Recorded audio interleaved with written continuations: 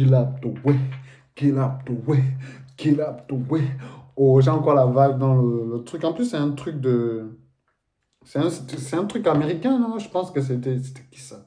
Sauf si je fais la grosse voix. Go, ouais, kill up the way. Qui avait une grosse voix? Basta. Jaroul. Dermix, peut-être Dermix. Je pense que ça doit venir de Dermix. Cette petite line-là, comment on appelle ça dans le rap déjà? Let's go. On va partir pour Youssoupha, on va beaucoup s'arrêter parce que c'est le lyriciste fils de Bantou. C'est l'un des plus grands poètes de son ère, l'un des plus grands écrivains de son ère, l'une des plus grosses plumes, les plus belles plumes du rap français. Sur le rap francophone, tout court. Let's go. Tout. Zega en théorie, Youssoupha.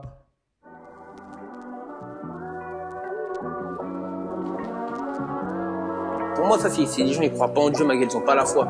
Alors moi, essaye de pas trop me laisser submerger par ces réalités-là, parce que je pars du principe que être mature ou être amour, c'est être abandonné plutôt que d'abandonner, être méprisé plutôt que de mépriser, être incompris plutôt que de ne pas comprendre les gens, être tranquille, tu vois.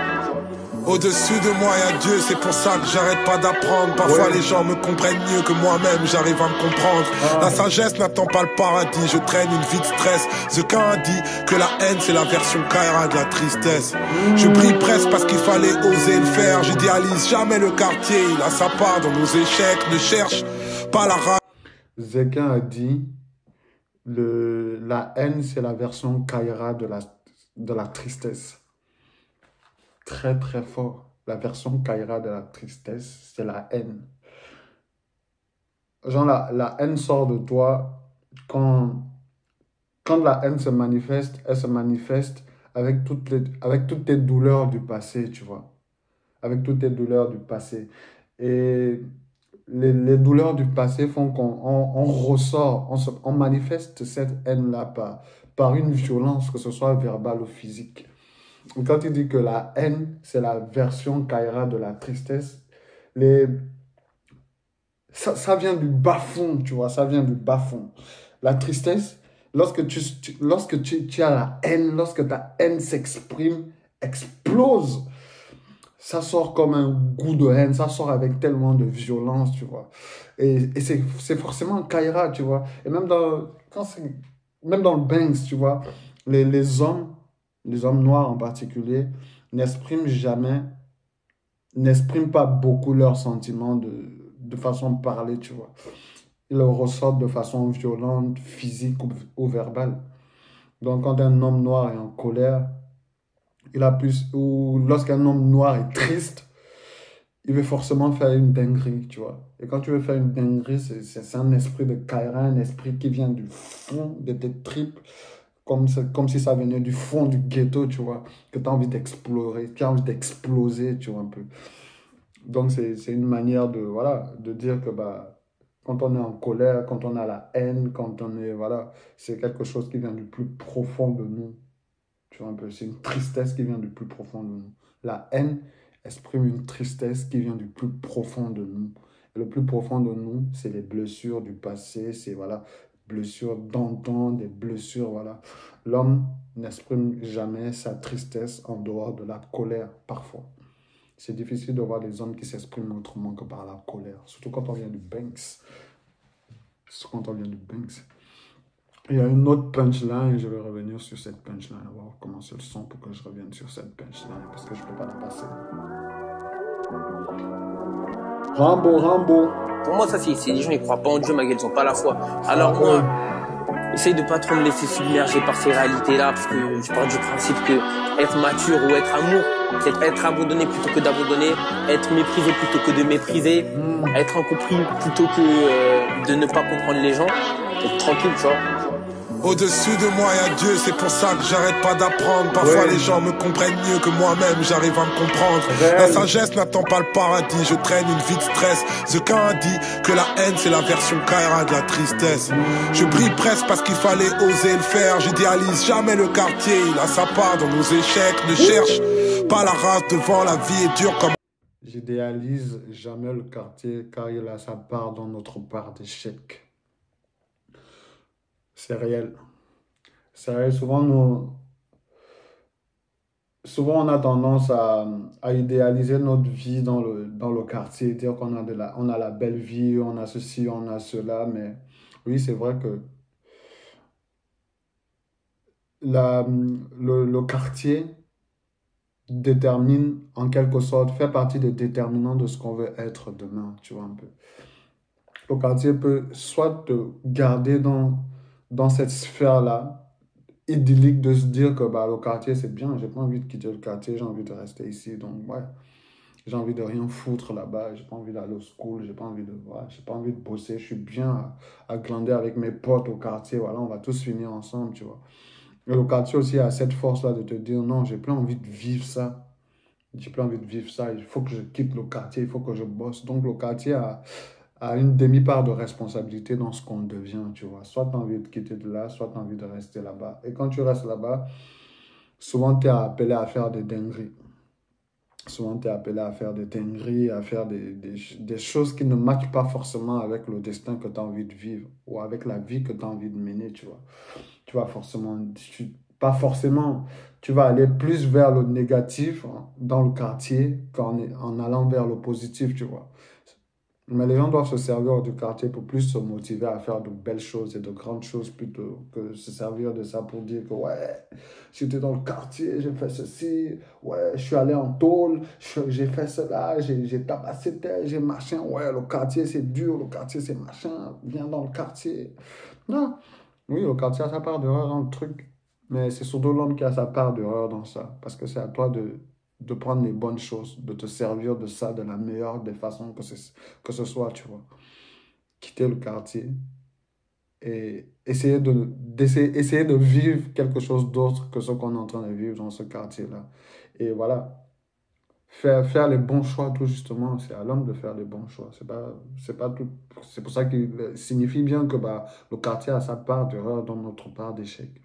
Oui, à sa part dans notre part d'échec.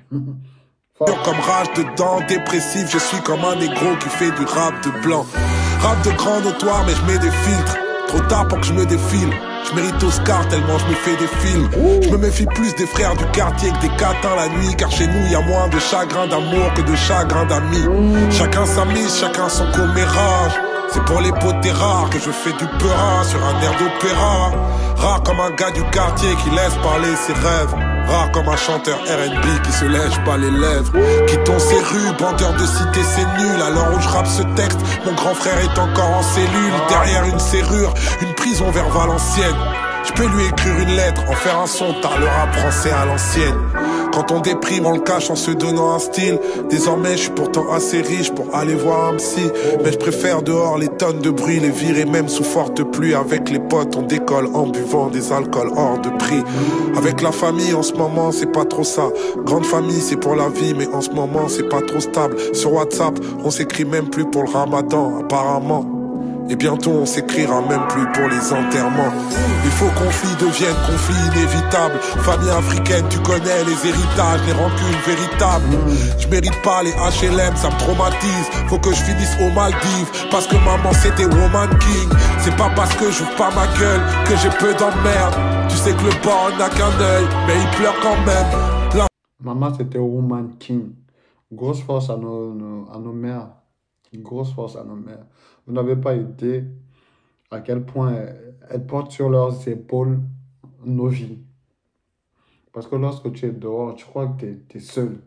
Mais lorsque tu es dehors, tu es avec ta mère, tu es avec Dieu. Et tu es avec Dieu parce qu'il y a ta mère qui est à genoux, pose son front au sol, qui lève ses mains vers les cieux pour demander ta protection, tu vois. Ta mère, c'est la seule personne qui prie pour toi. Ta mère, c'est la seule femme qui veut réellement que tu atteignes tes objectifs lorsque tu n'as pas encore de femme.